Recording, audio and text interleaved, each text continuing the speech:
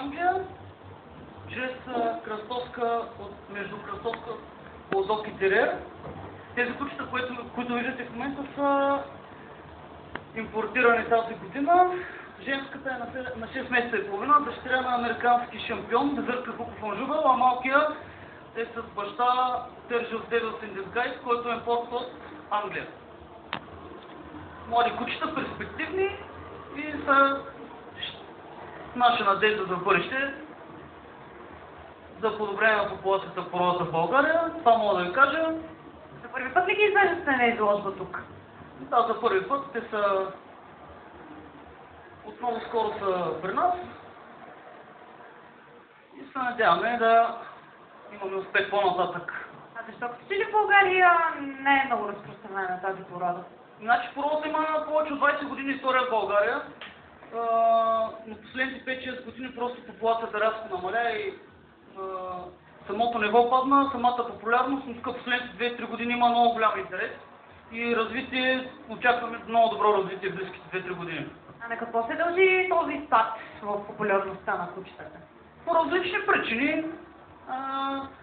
Началото на всяка една порода, която се появи, е интересна и бързо набира популярност. Доста хора се вземат просто е така, някой с комерциална цел, някой от интерес, но в крайна сметка Бул териер е труден за отглеждане, труден като характер и доста хора се отказват, но в крайна сметка в момента са останали най-върните, най-истинските привърженици, които даже доста фенове преди години, които са гледали от преди 15-16 години, се завръщат отново. Тази година имаме 4-5 импортни животни, много силна кръв, много големи надежди възлагаме, клуба ни се възражда. И това, което мога да кажа за България, значи като цяло породата си е популярна, в целия свят е доста разпространена, макар че не от най-популярните, тя е от най-атрактивните и най-колоритни породи, с доста добър имидж в световен мащаб. Това е. Мисля, че феновете в България не се отличават с нищо друго от тези в другите европейски държави извън Европа. Сега в момента се поставя едно ново начало за нашия клуб. Се надяваме, че нещата ще потръгнат. А лесно ли да отглеждат такова животно? Агресивни ли са? Как се обучават? Хора, които не са запознати, които не са имали контакт с такова куче, се налага едно мнение, че те са много агресивни, много опасни. Не, Бул териер е дружелюбен, обича децата. Малко са натисти, но в крайна сметка при добро възпитание няма проблеми. Удобен е за пазач, за домашен любимец. При едни добри условия на добро гледане няма проблеми. Има ли нещо по-специфично в отглеждането? Все пак мусулманата е така изострена. Специфичното е, че кучето е както всяка една заводска порода, с сложна селекция, изисква по-голямо внимание, грижи, хигиена. Не можеш да го занемариш, да го гледаш по домопровен начин, тогава се появяват кожни проблеми, появяват се и други такива. При едно добро гледане Бул териер изглежда, смятам, виждате. А нещо, можете ли да ни кажете за стандарта на тази порода? Какви размери достигат?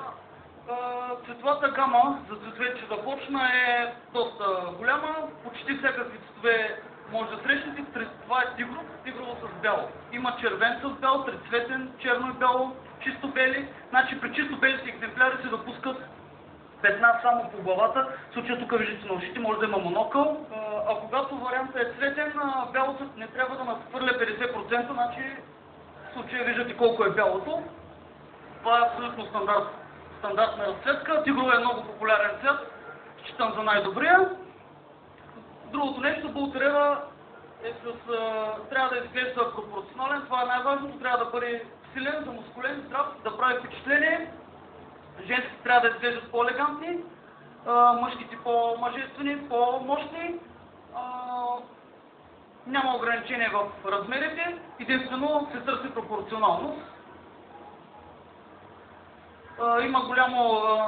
Има вътрешно породни типове при тази порода, което е също специфично.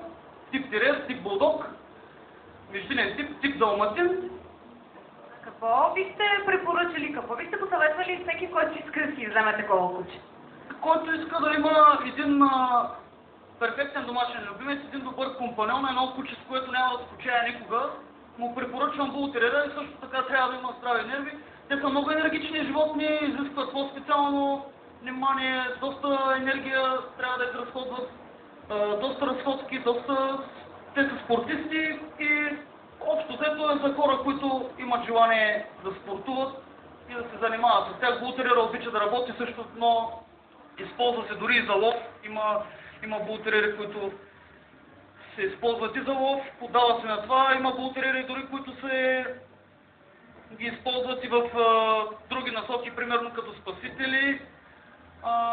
Но най-вече в момента се е наложил като домашен любимец и пазач, много добър пазач е. Може да охранява колата ви, може да охранява домът ви и може да охранява лично вас, когато сте с него, се чувствате по-сигурен. Така, значи, тук има още представители на породата. Тези двамата са братя. Отново имаме бял вариант, цветен вариант. Това са наше производство. На каква възраст са? Значи те са млади мъжкари на около година и половина. Доста качествени. Ето при този екземпляр може да видите, даунфейс е доста изразен. Главата на бултериера трябва да има широчина, дължина, обем, долна трябва да бъде масивна.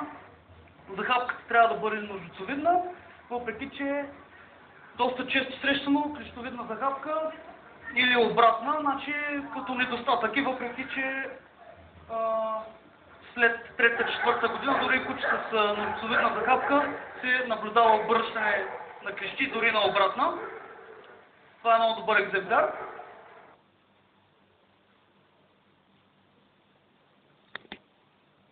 Несъмнено, това, което отличава най-много съвременният бултериер от всички останали кучета, е неговата изключително специфична форма на главата. Именно тази изпъкнала форма на черепа, наречена даунфейс, го прави единственият и неповторим образец по екстравагантност в света на кучетата.